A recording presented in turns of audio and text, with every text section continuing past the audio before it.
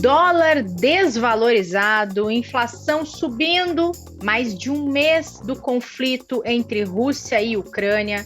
Como proteger a carteira de investimentos diante de tanta incerteza no mercado global?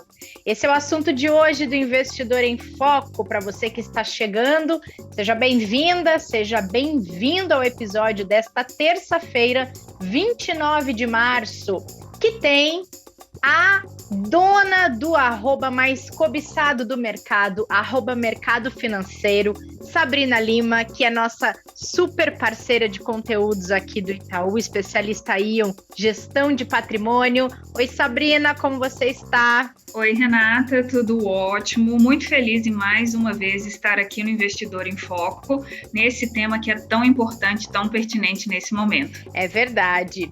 E junto com a Sabrina para conversar sobre produtos, proteção de carteira e esse cenário de tanta volatilidade, está o Ítalo Martinelli, nosso especialista em recomendação e portfólio. Ítalo, bem-vindo de volta. Obrigado, Renata. Obrigado a todo mundo que está nos escutando. Sempre um grande prazer estar aqui com vocês. Ei, a gente que agradece a companhia de vocês dois. Vamos começar nosso assunto com indicador, com percepção de mercado, com inflação, porque a gente virou o ano achando que ia parar um pouco de se preocupar com ela, mas isso está demorando um pouco a acontecer, né? E o relatório Focus desta segunda-feira, aquele que reúne as principais análises de economistas do mercado, elevou a projeção de inflação pela 11ª vez consecutiva. E isso preocupa o Copom, preocupa o Banco Central, preocupa o mercado, investidores, hein, Ítalo? Sim, com certeza. Primeiro falando aqui do Boletim Focus, ele saiu hoje. Então, como você falou, né, a 11ª semana seguida que a gente tem aumento da expectativa de inflação aqui para 2022. Agora o mercado já está indo ali para 6,86. E 2023 também, só lembrando, pessoal, que o Focus, são os agentes de mercado fazendo projeções ali de diversos indicadores, como PIB, IPCA, câmbio, Selic. E a gente está falando aqui especificamente agora de IPCA, então a gente tem indicações ali para os próximos 4 anos, do fechamento de 2022, 2023, 2024 e 2025. Então, quando a gente olha ali o Focus de hoje, por exemplo, a gente, como a Renata falou, a 11ª alta seguida que a gente tem para o IPCA de 2022, ele foi para 6,86, e 2023 a gente teve mais uma alta, é a terceira seguida, para 3,80, tá? Acho que, assim, o que são os principais pontos aqui, Renata, para a gente ir direto aqui? Acho que o mercado como um todo, ele está cada vez mais precificando a inflação para cima. A gente sabe que a gente vinha desde 2020 ali, principalmente quando começou o Covid, a gente começou a andar para o final de 2020, quando a gente começou a ter um pouco da atividade voltando. Primeiro a gente teve, no início do Covid, a gente teve principalmente uma dúvida sobre a atividade econômica, sobre como ela andaria, e depois que ela foi retomando, a gente foi começando a ter o processo de abertura, começou as discussões sobre qual seria do impacto na inflação, porque a gente teve várias indústrias paradas, a gente teve toda a indústria de energia, ela sendo, de alguma forma, impactada pelo Covid, de diminuir muito da sua produtividade, depois aumentar. Então, várias das cadeias de produção energéticas foram afetadas. Então, esse debate de inflação ele já vem há um tempo. Como você falou, né? A gente, no final do ano passado, a gente começou a ver, e principalmente iniciozinho desse ano, a gente começou a ver algumas dados de inflação abaixo do mercado, a serem divulgados até abaixo da expectativa do mercado. Isso começou até a ligar um sinal de alerta positivo, de que a gente poderia ter passado o pico da inflação, mas, infelizmente, a gente entrou num momento de crise geopolítica muito grande no mundo, com a invasão da Rússia na Ucrânia, e isso ligou de novo o sinal de alerta da inflação de forma muito forte, né? Primeiro, acho que não vou entrar nesse debate mais profundo, mas a gente sabe toda a questão aqui da importância da Rússia, né, das matrizes energéticas de petróleo e gás, e como isso está afetando, de fato, o petróleo nos mercados internacionais. A gente teve um pico do petróleo ali atingindo quase $140, 130 e poucos dólares, já desceu e agora ele está variando na faixa do Brent, ali, principalmente para maio, junho, os vencimentos ali de entrega do barril de petróleo, estava variando na faixa de $120. Então, o que acontece?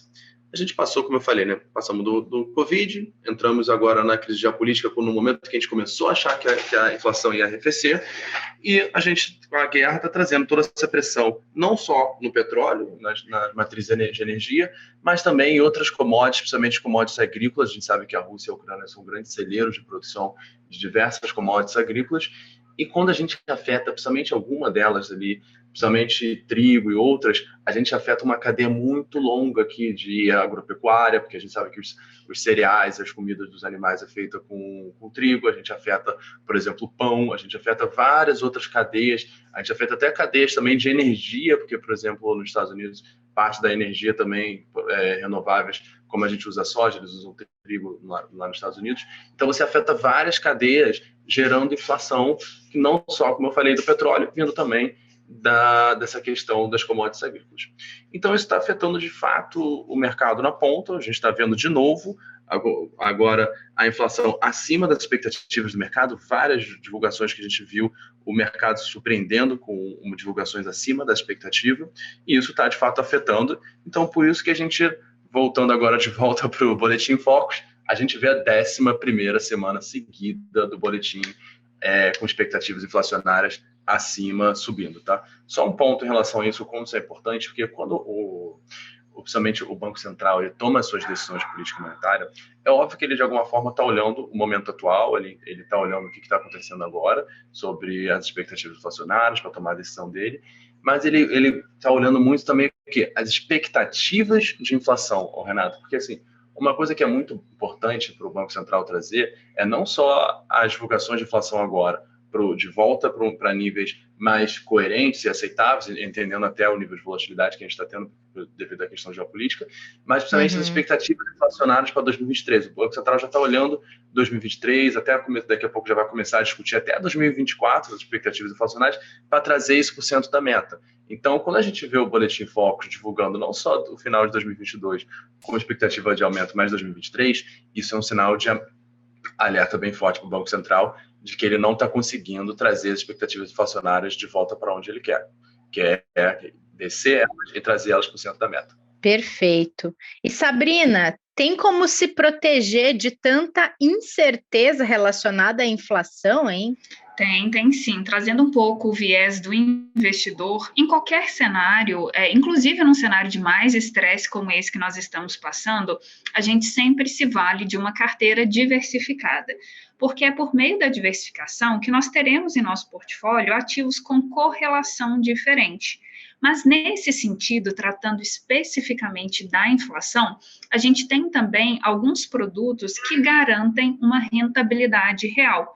São aqueles produtos que a gente comumente diz que são atrelados ao IPCA, por exemplo, como um dos indexadores de inflação, mais um percentual.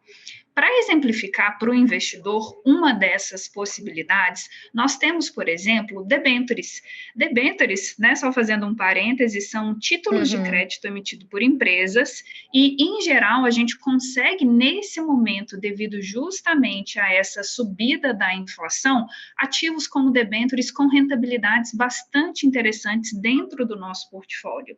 Então, aqui no Itaú, a gente tem a possibilidade de uma carteira recomendada para esses produtos de inflação, e nós podemos aproveitar nesse momento justamente isso, essa abertura das taxas de juros que melhoram justamente o prêmio pago pelos títulos e garantem uma proteção da inflação até por mais tempo, se o investidor, nesse momento, aproveita para alongar um pouco essa duração, essa duration da carteira dele. Então, a nossa visão é positiva em relação a essa questão desses produtos atrelados à inflação, e é interessante, né, concluindo em relação à inflação, que nós temos também esse fenômeno não acontecendo apenas no Brasil. A gente tem, né, também a questão do mercado americano, que vem sofrendo essa questão inflacionária, e aí já há sinalização, né, de uma possível elevação de juros. Então, como fruto de uma inflação elevada, a gente traz um segundo desdobramento de produto, que é, por exemplo, um fundo de tesouro americano. Então, ele é um ativo que vai fazer a proteção né? Então, ele é muito utilizado nos momentos de estresse, como a gente está conversando, porque a fuga do risco, então, acaba entrando, né, mais capital nesse tipo de ativo. Então, para pensar na questão da inflação, coloco, dentre outras possibilidades, alguns títulos de crédito privado, especialmente aqueles com os vértices mais longos, para a gente garantir esse prêmio real por mais tempo, e também um fundo de tesouro americano que acaba se beneficiando. Perfeito, perfeito. A gente vai, ao longo do nosso papo, trazendo essa mistura do cenário com algumas dicas de produto, de tipos de investimentos que podem ajudar a proteger as carteiras. Afinal, muita oscilação de vários indicadores, né? Tem inflação, tem dólar, tem as próprias bolsas aí num momento de volatilidade. E falando em dólar, Ítalo, abriu esta segunda-feira em alta, mas a semana passada o dólar fechou no menor patamar desde 11 de março de 2020.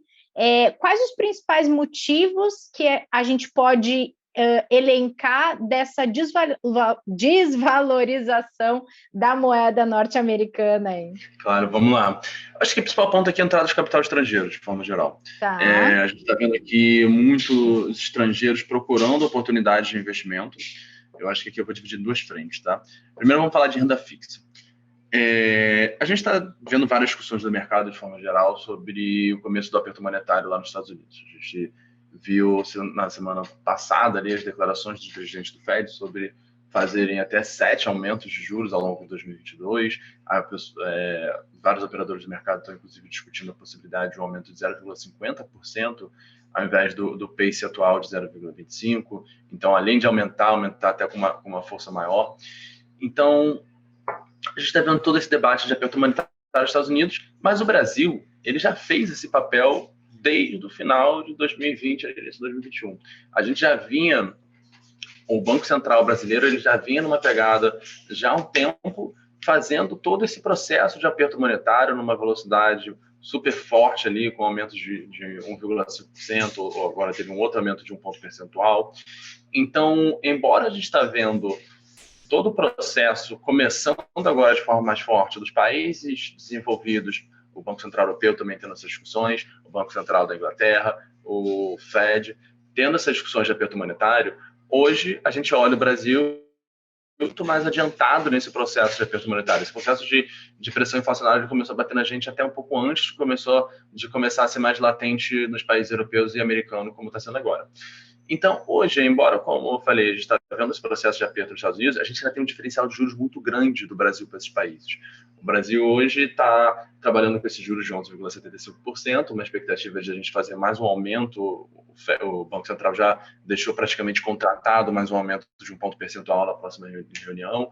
Inclusive, o Roberto Campos Neto, acho que a gente pode até falar um pouco mais à frente, mas inclusive o Roberto Campos Neto ele já sinalizou a possibilidade ali de fazer um novo aumento para subir a Selic de 11,75% para 12,75%, e a partir dali ele vai avaliar um pouco melhor sobre a extensão desse aperto monetário, dependendo da evolução da guerra na Ucrânia, mas o Banco Central, de forma geral, já sinalizou que acredita que fazer mais um aumento de 1 ponto percentual para 12,75%, ele entende que ele já está num ambiente contracionista da sua política monetária suficiente para trazer as expectativas de inflação ao sustentamento. Então, a gente tem esse diferencial de juros muito grande. O que isso faz? Faz com que, principalmente os investidores estrangeiros, eles procurem oportunidades que a gente chama de oportunidades de carry trade. O que é carry trade no jargão aqui de finanças? O investidor, assim, a explicação mais básica, tá? O investidor, ele toma emprestado dinheiro numa moeda em um país onde os juros é baixo. Então, vamos supor, hoje os Estados Unidos, ele está com os juros ali, o Fed Funds está com uma banda de juros entre 0,25% e 0,50%. Então, o investidor institucional estrangeiro, ele toma emprestado uns juros a esse nível, ele traz esse dinheiro para o Brasil, investe esse dinheiro no nosso nível de juros, que hoje é 11,75%, provavelmente vai subir para 12,75% no próximo encontro do Copom. Ele investe isso, depois ele leva esse dinheiro de volta para o país dele, paga o empréstimo que ele tomou e ganha exatamente esse diferencial de juros. Então, é uma oportunidade de renda fixa que é super boa para os investidores estrangeiros. Então, tem muito investidor que está vindo explorar esse diferencial de juros no Brasil. Essa é provavelmente a maior parte da apreciação cambial que a gente está vendo, está vindo exatamente desse diferencial de juros. Outra coisa que está contribuindo muito bem e está sendo super importante também para essa apreciação do câmbio é a parte de renda variável, Renata. Por quê? Hoje, o que está acontecendo no mercado? A gente acabou de falar que a gente está vendo inflação, a gente está vendo commodity, a gente está vendo aumento de juros ao redor do mundo, e como a Sabrina apontou super bem, não é um processo só no Brasil, é um processo que acontece no planeta inteiro. Então, o que o investidor de renda variável, o fundo de investimento lá de fora, ele está olhando? Ele está olhando e falando assim, cara, eu quero investir numa bolsa, num país onde eu consiga ter ganhos diferenciados, ter um ganho a mais, exatamente por ter empresas que exploram esse tipo de cenário, tanto esse cenário de alta de commodities quanto cenário de alta de juros. E a Bolsa Brasileira, ela é a bolsa que tem, o Ibovespa, é o índice acionário que tem o maior percentual, isso entre as bolsas consideradas importantes ao redor do mundo, os países desenvolvidos e os principais países emergentes. A Bolsa Brasileira, ela é a segunda com maior percentual de commodities e bancos no mundo. Ela perde só para a Rússia, e nesse momento inclusive, a maioria dos investidores estrangeiros está tirando dinheiro da Rússia, e o Brasil também está sendo beneficiado porque eles estão procurando mais um outro emergente para colocar essa alocação. Então, está entrando também muito dinheiro no Brasil, focado na renda variável, procurando exatamente as empresas de commodities que estão sendo afetadas de forma positiva, não só pela alta do petróleo, mas também pela alta do minério. Aqui a gente tem Petrobras, aqui a gente tem também a Vale sendo super bem afetada de forma positiva por esse cenário, e a gente também tem todo esse cenário de alta de juros que acaba afetando de forma positiva o valuation, né, que é a forma de se avaliar as empresas, especialmente aquelas empresas, os bancos, que a gente sabe que o Ibovespa ele tem um peso para os bancos como Itaú, Bradesco, Banco do Brasil, muito grande. Então, o investidor estrangeiro está buscando essas oportunidades e o Ibovespa acaba sendo exatamente uma oportunidade muito boa nesse momento. Então, tem muito dinheiro estrangeiro entrando para a renda variável. E só reforçando esse ponto que eu falei da Rússia, isso é uma coisa que está acontecendo também, tá? A gente está vendo, a gente viu muito investidor estrangeiro tirando dinheiro da Rússia, exatamente pela questão da guerra, exatamente pela questão das sanções, toda a expectativa exata de queda do PIB russo agora em 2022 para a questão das sanções.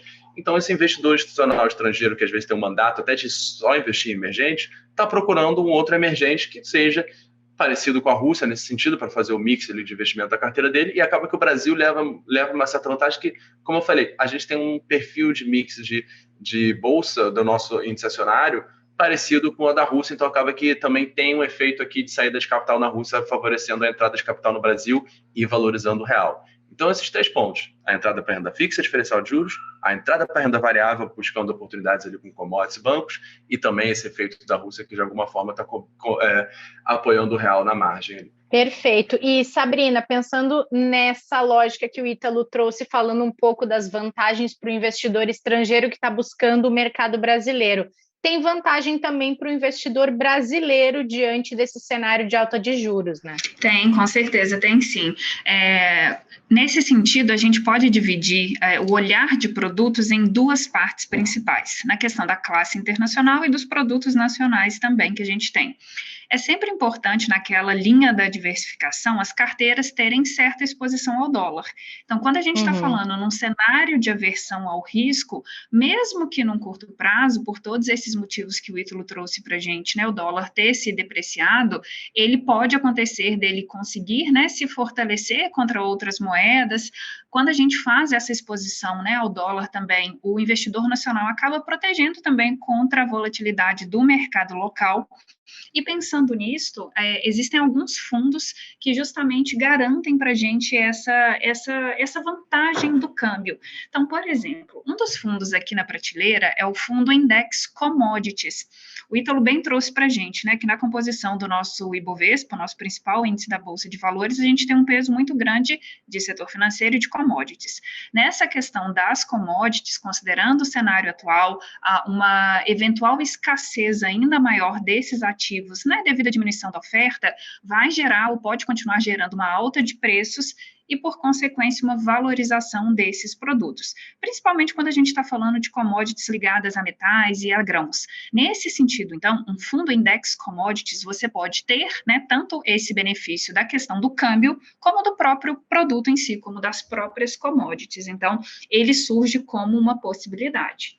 Um ponto que eu achei também muito interessante que o investidor deve se atentar e que às vezes é até um comportamento, né, contra o comportamento de manada, porque nesses momentos de volatilidade, muitas vezes, Renato, o investidor, ele quer desfazer das suas posições em renda variável. Ele quer justamente, né, migrar o seu capital ali para renda fixa, isso de certa forma é compreensível, é justificável também pelos juros elevados, mas é importante a gente entender também que a Bolsa Nacional tem um potencial de valorização elevado.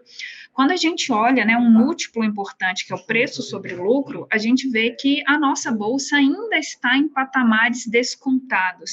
Então, como a gente tem essa questão, né, da volatilidade decorrente do ano eleitoral, que a gente passa, né, esse ano agora, do conflito geopolítico e essas outras questões, é possível montar posição em ações locais com preços interessantes. Isso, o investidor está aumentando, né, a probabilidade dele ter um prêmio maior quando o mercado retornar, né, em sentido de crescimento. Então, eu coloco isso para o investidor. Novamente, eu sei que muitas vezes, nesse cenário instável, o principal foco seria migrar as carteiras para posições mais conservadoras. E como a gente está conversando, é possível, sim, aproveitar esse momento de juros elevados, mas é também nesse momento em que a gente vê uma janela de oportunidade até nas ações locais também. E relembrando daquilo que a gente falou, a gente tem, né, o nosso principal índice composto por empresas de commodities e do setor financeiro que podem se beneficiar.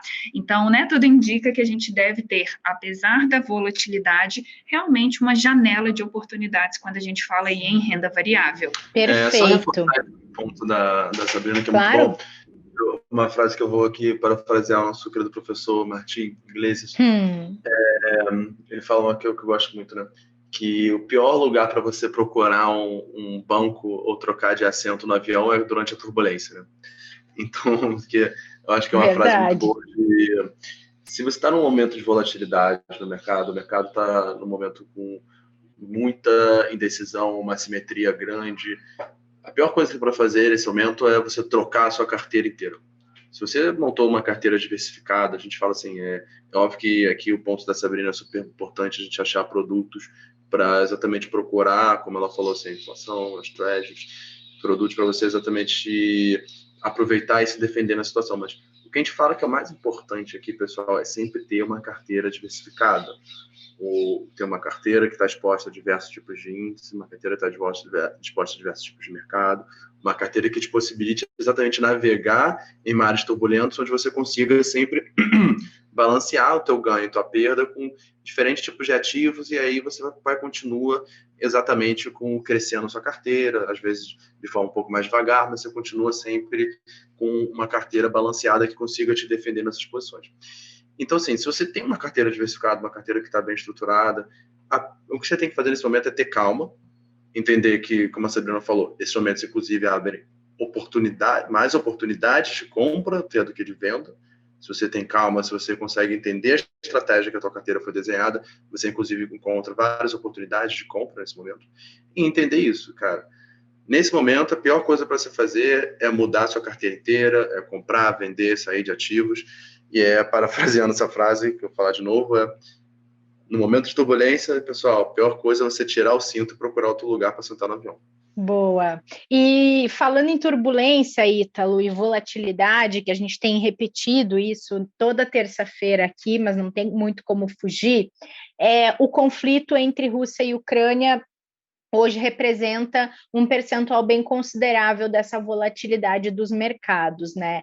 E o cerco à Rússia com sanções econômicas, ele segue crescendo desde que o conflito se instaurou no final de fevereiro, né? Sim. Dividir aqui a tua pergunta, de certa forma, em duas partes. Primeiro, falar um pouco de sanções, tá? Semana passada a gente teve o Biden se reunindo ali com o G7, só lembrando, pessoal, Biden que o presidente dos Estados Unidos se reunindo com o G7, a OTAN e o Conselho Europeu lá em Bruxelas, para anunciar uma nova rodada de sanções. O principal ponto aqui que estão discutindo é afastar a Europa de parte da dependência do gás russo, tá? Aumentar ainda mais o isolamento agora da matriz energética russa. Então, os Estados Unidos está tentando encontrar alguma forma de fornecer gás para os países da Europa Ocidental, encontrar outras nações parceiras para fazer isso. Então, a gente está avançando cada vez mais um pouco com expectativas de sanções à parte de energia da Rússia, embora esse ponto é um ponto super sensível, porque mesmo dentro do bloco europeu a gente encontra países ali, principalmente a Alemanha, que são países que estão super reticentes com esse avanço tipo de sanções, porque a gente sabe que são países que são altamente dependentes dessa matriz energética alemã. Então aqui, de certa forma, as sanções ela afeta diretamente o crescimento desses próprios países. Então a gente está vendo um pouco desse avanço, dessa discussão.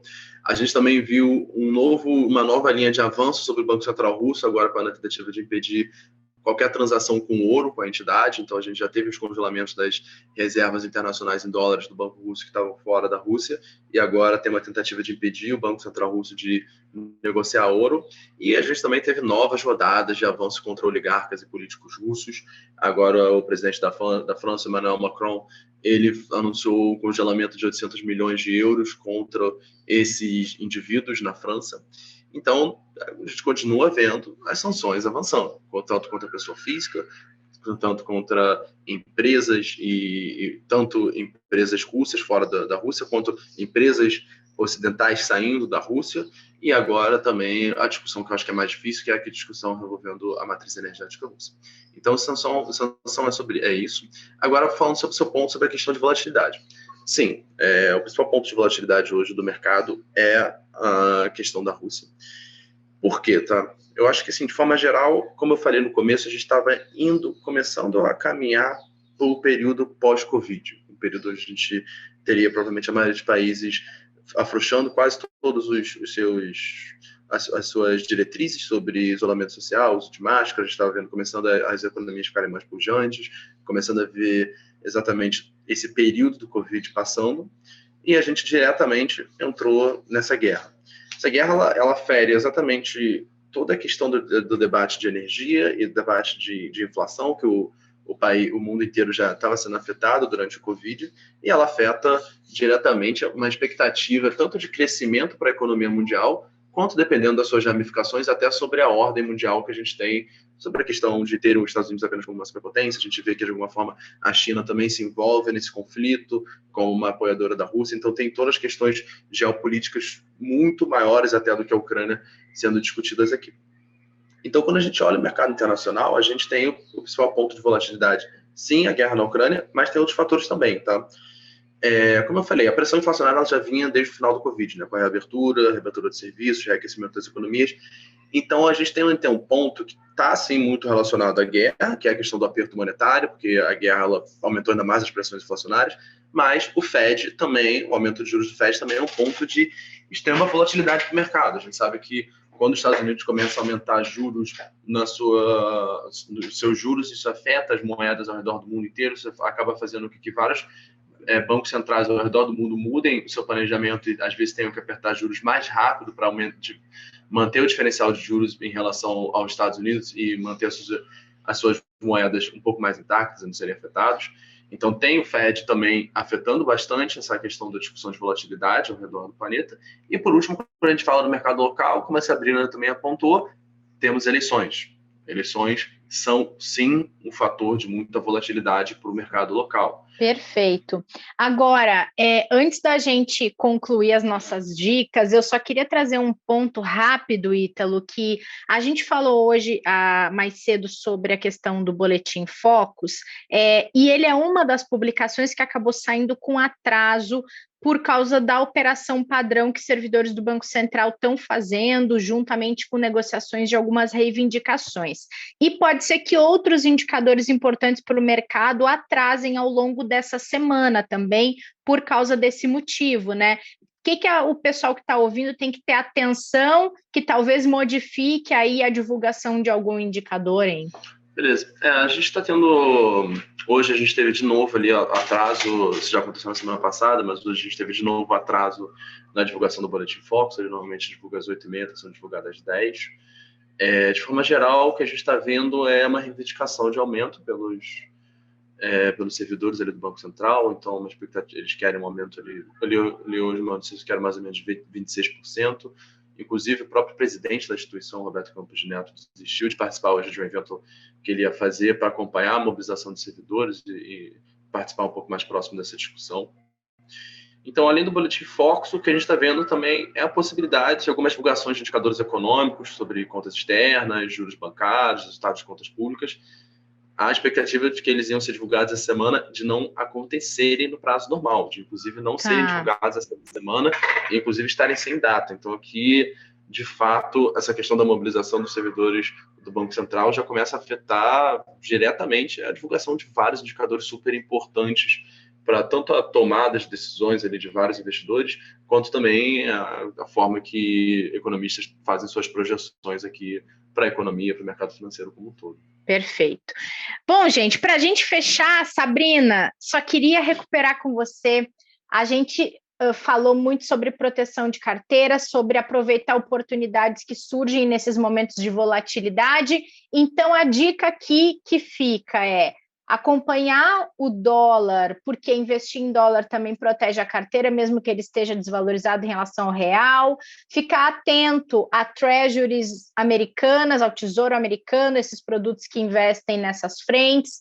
Fundos que seguem alguma commodity, tem fundo de índice que segue commodity, IPCA, Bolsa Brasileira e também a Selic. É isso, hein? Isso mesmo, Renata. São vários pontos, né? Então, a gente reforça aquela ideia de uma carteira diversificada. E eu queria colocar também que é muito importante, apesar de todo esse cenário de instabilidade, de certa forma, a gente levar em consideração também o curto e médio e longo prazo. Porque muitas vezes o investidor, nesses momentos, ele pode jogar um holofote, né, só no que está acontecendo agora e deixar de pensar que a sua carteira, ela tem que ser estruturada para entregar uma rentabilidade adequada também ao longo do tempo. Então, para todas as movimentações que forem ser feitas, pense nisso também, investidor, nessa ponderação do cenário de curto, com médio e longo prazo. E nesse sentido, quando a gente vai fazer uma recomendação de investimentos, além de considerar esses aspectos macroeconômicos, a gente trabalha com modelos estatísticos que vêm justamente para simular cenários adversos, cenários mais prováveis. A gente leva a questão da correlação de mercado também em conta. Então, existe todo um processo qualitativo para pensar muito bem e recomendar muito bem as movimentações nesse cenário de instabilidade. Então, o foco é pegar todos esses pontos que a gente conversou, essas principais classes, se aproveitar dentro do possível do que o mercado oferece nesse momento, para estruturar o portfólio da melhor maneira possível em relação ao risco e retorno. Perfeito. Sabrina, obrigada pela sua participação aqui nesse episódio. A gente com certeza vai fazer outros em breve. Obrigada e boa semana. Muito obrigada. Prazer estar com você novamente. Ítalo, obrigada por esta. Até a próxima. Beleza, obrigado, Renata. Obrigado aí por todo mundo que nos escutou e obrigado aqui por me receber mais uma vez. A gente que agradece, Ítalo, a companhia de vocês aqui toda terça-feira e obrigada a todo mundo que acompanhou mais esse episódio aqui do Investidor em Foco. Estaremos de volta na próxima quinta para falar de dúvidas sobre planejamento financeiro. Será que previdência vale para pais ou vale para filhos, hein? Preparem-se que a gente vai trazer esse assunto na próxima quinta-feira e espero vocês por aqui. Até lá!